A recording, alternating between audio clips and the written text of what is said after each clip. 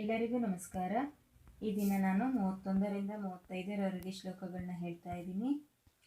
ಯೇ ಮೇ ಮತಮಿದಂ ನಿತ್ಯಂ ಅನುತ್ತಿಷ್ಠಂತಿ ಮಾನವಾಃ ಶ್ರದ್ಧಾವಂತೋ ನ ಸೂಯಂತೋ ಮುಚ್ಯಂತೆ ತೇಪಿ ಕರ್ಮಭಿಃ ಯೇ ತ್ವೇತದಭ್ಯಸೂಯಂತೋ ನಾನುತಿಷ್ಠಂತಿ ಮೇ ಮತಂ ಸರ್ವಜ್ಞಾನವಿಮೂಢಾಸ್ತಾನ್ ವಿದ್ಧಿ ನಷ್ಟಾನ್ ಚೇತಸಃ ಸದೃಶಂ ಚೇಷ್ಟತೆ ಸ್ವಸ್ಯಾಃ ಪ್ರಕೃತಿರ್ಜ್ಞಾನವಾನಪಿ ಪ್ರಕೃತಿಂ ಯಾಂತಿ ಭೂತಾನಿ ನಿಗ್ರಹ ಕಿಂ ಕರಿಷ್ಯತಿ ಇಂದ್ರಿಯಸ್ಯೇಂದ್ರಿಯಸ್ಯಾರ್ಥೇ ರಾಗದ್ವೇಷೌ ವ್ಯವಸ್ಥಿತೌ ತಯೋರ್ನ